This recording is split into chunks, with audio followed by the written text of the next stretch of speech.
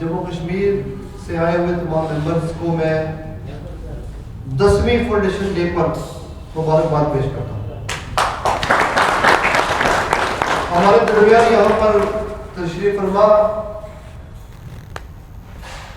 Journalism से ताल्लुक़ रखने वाले एक रिनोन्ड जर्नलिस्ट प्रदीप दत्ता जी, उनके साथ बैठे हुए यहाँ स्टेज पर हाई कोर्ट जम्मू कश्मीर से आए हुए एडवोकेट परवेज नज़ीर साहब, प्रोफेसर शुजात खान साहब और हक इंसाफ काउंसिल के मजबूत सतून जो एक एक यहाँ शख्स बैठा है, मैं आप सबको बहुत शुक्रिया अदा करना चाहता हूँ। मैं ज़ीशान जी, सारी आपका नाम पहले लेना था, तो ज़ीशान साहब और इनके तमाम दोस्तों का मैं ममनून हूँ कि उन्होंने मुझे आज की इस तकरीब में मदऊ किया और यहाँ आने का मौका दिया। मैं समझता हूँ कि मैं लगभग रिसेंटली सेक्रेटेरिएट में मैंने ज्वाइन किया है। इससे पहले मैंने 6 जिलों में एज डिप्टी कमिश्नर काम किया है। एक चीज जो परछाई की तरह इन 6 के 6 जिलों में मेरे साथ चलती रही, वो हक इंसाफ है।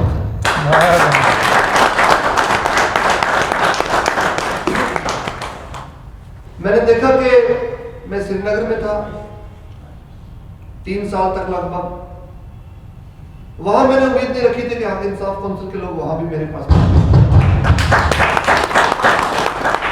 मैं मुख्तसर से एक कलील अरसे के लिए डीसी बारामूला था, तो पहले दिन ही हक इंसाफ काउंसिल के लोग पहुंच गए। मैं रजौरी में डीसी था, तो मुझे लगता है कि कोई ऐसा महीना नहीं गया होगा जब हक इंसाफ काउंसिल के नौजवान लोगों के मसाइल लेकर मेरे पास ना आए। ये जज्बा और बेलोस होकर अवाम की खिदमत करने का ये जज्बा जो हक इंसाफ काउंसिल के नौजवानों में है, उसके लिए वो मुबारकबाद के मुस्तहिक है। जिस समाज के अंदर लोगों को अपने ड्यूटीज का एहसास होता है, अपने राइट्स का के बारे में जानकारी होती है, तो राइट्स और ड्यूटीज दोनों का एहसास इंसाफ के दौर दौरे को जन्म देता है। तो हक इंसाफ काउंसिल ने जो नाम चूज किया है, मैं उससे भी बड़ा मुतमईन हूं कि जिन माशरों के अंदर इंसाफ होता है, मेरिटोक्रेटिक सोसाइटी जन्म देती है। मैं अपने जाती तजुर्बे से आपको ये बात कहना चाहता हूं कि मैं जिस मकाम पे आज खड़ा हूं, मैं ये देश के, हमारे देश का जो जस्टिस सिस्टम है, हमारे देश की जो डेमोक्रेटिक परंपरा है, मैं उसकी वजह से यहां हूं। एक लाइन ऑफ कंट्रोल के नजदीक एक गांव से उठकर लगभग 8 किलोमीटर पैदल स्कूलिंग करने के बाद अगर कोई नौजवान आईआईटी का एग्जाम कर लेता है, आईएएस का एग्जाम पास कर लेता है एक रिमोट एरिया से उठकर, तो उसका क्रेडिट मैं अपने आप को कम देता हूं और हमारे देश की जो डेमोक्रेटिक ट्रेडिशन है उसको ज्यादा देता हूं। मेरिट, कोई नौजवान हमारे देश में ऐसा नहीं होगा जिसने मेहनत की हो और सही दिशा में मेहनत की हो और जो मंजिल तय की हो उसने उस मंजिल तक नहीं पहुंचा, क्योंकि हमारे देश में एनेबलिंग एनवायरनमेंट है और ऐसे प्लेटफॉर्म्स मौजूद हैं, चाहे यूपीएससी हो, चाहे इंजीनियरिंग एंट्रेंस एग्जामिनेशंस की बात करें, चाहे मेडिकल एग्जामिनेशंस की बात करें, एक मेरिटोक्रेटिक सेटअप मौजूद है जहां हर नौजवान मेहनत करके अपने आप को साबित कर सकता है। आज पूरी दुनिया हमारे देश की तरफ देख रही है। आज हमारा मुल्क एक हिस्टोरिक मूवमेंट से गुजर रहा है और हमारे देश के प्रधानमंत्री नरेंद्र मोदी जी ने जो टारगेट सेटअप किया है 2047 तक विकसित भारत का, हमारा देश विकसित भारत तब होगा जब इस देश में कश्मीर से लेकर कन्याकुमारी तक हर शख्स, हर नौजवान, हर बुजुर्ग, हर औरत अपना अपना रोल अदा करेंगे। हर वर्ग के लोग अपना रोल अदा करेंगे, तब विकसित भारत का सपना हमारा जो है। आज वो ममालिक जो ये कहते थे कि हमारे किंगडम पर कभी सूरज नहीं ढलता, आज वो ममालिक हमारी तरफ देख रहे हैं और लोग ये भी कहते हैं कि मैं नाम नहीं लेना चाहता उन मुल्कों का, लेकिन जिन्होंने हम पर हुकूमत की, आज दुनिया ये कहती है कि India is an emerging economy और उन देशों के बारे में कहा जाता है दे आर सबमर्जिंग इकोनॉमी। हम चाहते हैं वो भी तरक्की करें, लेकिन तारीख से बड़ा सबूत कोई चीज नहीं पेश करती। आज हमारे मुल्क के अंदर आप जिस भी स्टेट में जाकर देखें, सबका साथ सबका विकास का जो नारा है वो उसको ग्राउंड पर उतारा जा रहा है। सबका साथ सबका विकास, सबका विश्वास का जो नारा है, ये नारा घर घर पहुंच चुका है। और घर घर कैसे पहुंचा है? किसी लीडर, किसी नेता की तकरीर से नहीं पहुंचा है, बल्कि काम से पहुंचा है। मैं आपको कई जिलों की मिसालें दे सकता हूं। श्रीनगर डिस्ट्रिक्ट में कुछ टाइम पहले जितनी विडोज थी, जितनी एलिजिबल विडोज थी, सब के सब को पेंशन के जुमरे में लाया गया, 100% कवरेज में लाया गया। ओल्ड एज पेंशन स्कीम में जितने एलिजिबल बेनिफिशियरीज थे उनको 100% पेंशन दे दी गई।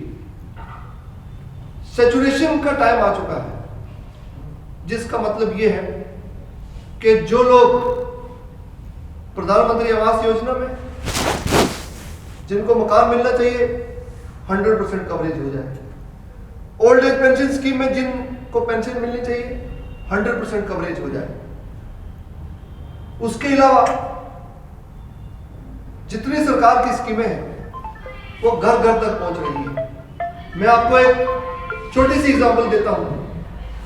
कुछ टाइम पहले मैं श्रीनगर में एक गांव है, दारा बोलते हैं उसको, वहां पर गया और वहां एक शख्स को मैंने पूछा पब्लिक ग्रीवेंस रिड्रेसल कैंप के दौरान, मैंने कहा आपको घर मिल गया है? उसने कहा हाँ घर मिल गया। मैंने पूछा आप पहले कहाँ रहते थे? बोल रहा मुझे कि मैं टीन के शेड में रहता था और सर्दियों में बर्फ में बड़ी दिक्कत होती थी, बच्चों को भी और पूरी फैमिली पेरेंट्स को लेकर वो टीन के शेड में रहता था। उसको पक्का घर मिल गया। मैंने कहा कोई और स्कीम, किसी और सरकार की स्कीम का तुम्हें फायदा मिला? तो उसने कहा कि कुछ उसको याद नहीं आया। तो मैंने कहा आपको पीएम किसान की किस्त मिलती है? कहता हाँ जी मिलती है।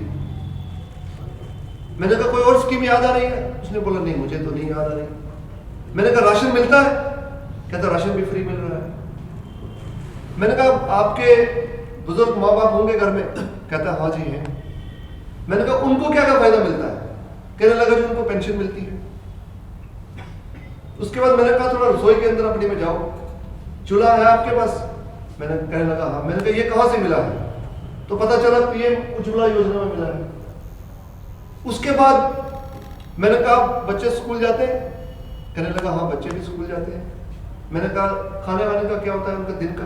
कहते मिड डे मील स्कीम है, खाना खा के आते हैं बच्चे स्कूल से। मैंने कहा इन बच्चों को वर्दी, किताबें, स्कॉलरशिप भी मिलता है? कहता हाँ वो भी मिलता है। तो करते करते मैंने कहा आपके इस मकान के साथ आपका बाथरूम भी बना होगा? कहता हाँ जी वो भी बना है स्वच्छ भारत मिशन में। तो मैंने देखा कि उस शख्स को एक दर्जन स्कीमों का फायदा पहुंचा होता है, एक दर्जन स्कीमों का। मैं ये बातें इसलिए बता रहा हूं कि यहाँ कई हक इंसाफ काउंसिल के जो नौजवान बैठे हैं कि आप जब लोगों के साथ लोगों के पास जाए, उनसे मिले, तो किसी गरीब के लिए सबसे बड़ी सेवा ये होगी कि आप उनको हाथ थाम कर ऐसी जगह पहुंचा दें जहां उनको इस स्कीम का फायदा पहुंचे, उनके दुख दर्द कम हो जाए, उनके गम का मदावा हो जाए।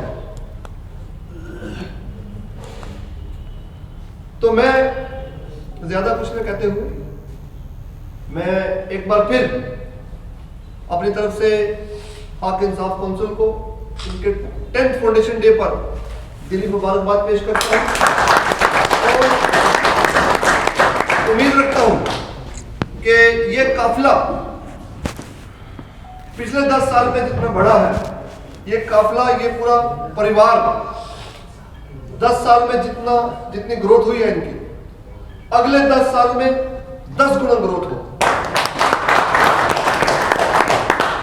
और किसी भी शख्स के लिए, चाहे किसी भी पेशे में हो, सबसे ज्यादा आपके दिल को सुकून तब मिलेगा, सबसे ज्यादा तसल्ली तब होगी जब आप किसी गरीब के आंसू पहुंचेंगे, जब आप किसी बेवा की मदद कर पाएंगे, जब आप